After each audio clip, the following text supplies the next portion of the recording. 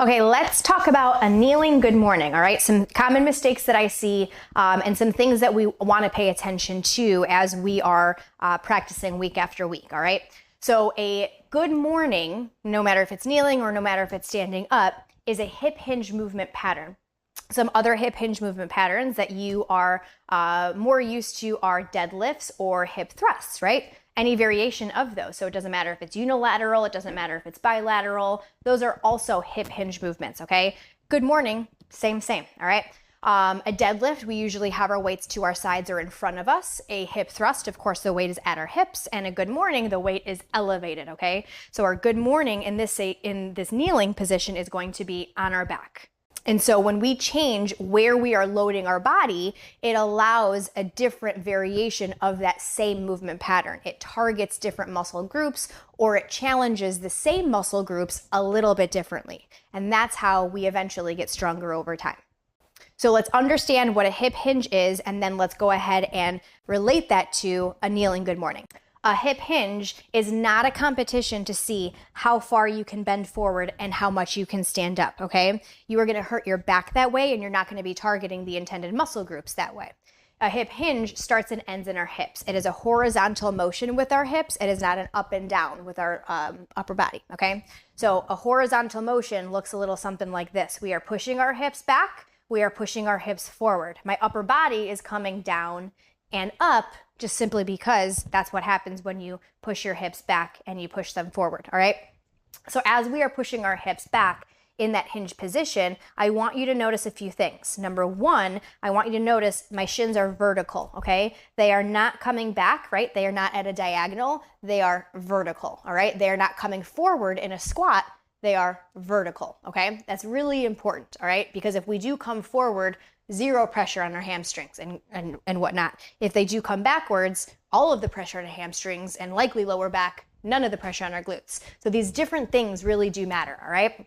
But I'm allowing a soft bend in my knee to allow for more range of motion in extending and lengthening hamstrings and glutes, all right? If I were to lock those knees like a stiff leg deadlift, we would have less range of motion.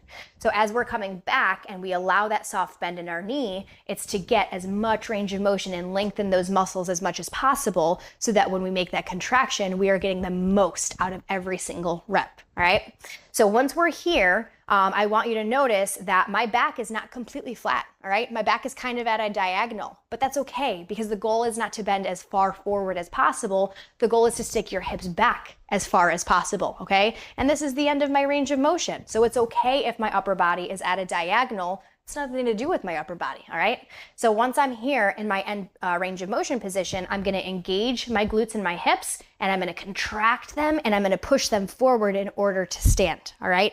So those are just some basic form cues. Pushing hips back, pushing them forward, all right? Horizontal motion with your hips. If you're in a hip thrust, it's a vertical motion, but really it still starts and ends in your hips. So when we're talking about a good morning, really similar form cues, okay? Except for in the good morning, we don't have to worry about keeping our shins vertical. We don't have to worry about those shins moving at all because we've completely taken that guesswork out of the equation by coming onto our knees, all right? Your shins are gonna remain vertical because there's nowhere really for them to go unless you tuck your toes. Notice what happens with those shins. Now they're at a diagonal, they are no longer vertical, all right? So when you see in your form cues that I don't want you to tuck your toes, it's number one for that reason.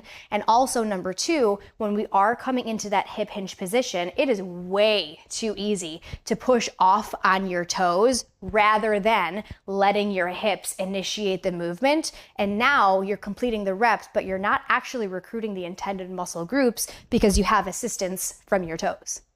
So untuck your toes, let those shins stay vertical, and now all we have to focus on is making sure that we are starting and ending in our hips, focusing on that range of motion, and also making sure that that weight, that bar, is tracking along our knees. So we kind of just made it a little bit easier to come on our knees and focus on our hip hinge. Now I want you to pay attention when I'm doing these good mornings that I do not have a hip thrust bar pad on this bar. And the reason is when we are properly placing our bar on our back, just like our back squats, we shouldn't need a hip thrust bar pad because It's not setting on our neck. It's not setting on the base of our neck. And in fact, it's not resting on our spine in any way, shape, or form. Our hands and our elbows are helping absorb that weight and also locking that bar into position. Here's what it should look like. I want you to notice how close my elbows are to my person, right? My torso. I want you to notice how close my hands are to my shoulders. The closer my elbows, the closer my hands, the more stable and the more locked into position this bar is. The wider my hands, the wider my elbows, the more my hands and my upper body has to help hold up that weight. But our lower body is always going to be stronger than our upper body, which is why we want to keep elbows and hands close to our body to allow our elbows to help absorb some of that weight. I don't need a hip thrust bar pad because the bar is not resting on my shoulders / the base of my neck, and especially the bar is not resting on my neck. You want that bar similarly placed just like a back squat on our back, but our hands and our elbows are helping absorb that weight, locking into position. If you work out at a commercial gym and if you have a Smith machine, it can sometimes be a really helpful cue to use a Smith machine, okay? Because you can leverage the fact that a Smith machine does not move, okay? So sometimes it's really helpful to kind of just practice that movement pattern by not letting your body come forward or backward because that Smith machine won't allow you to do so. Just to summarize, no hip thrust bar pad on my bar, all right? Untucked toes. We are gonna go ahead and bring one foot forward. We're gonna lean under that bar, not placing that bar on the base of our neck or our neck. And we are gonna go ahead using our front foot to push off on. And we are gonna get into position, opposite leg comes down, right? From here, we are pushing those hips back, bar is staying over those knees, so our bar is not coming in front or behind. We are not trying to sit our glutes onto our feet. Very likely that we will never reach that in our end range of motion position, right?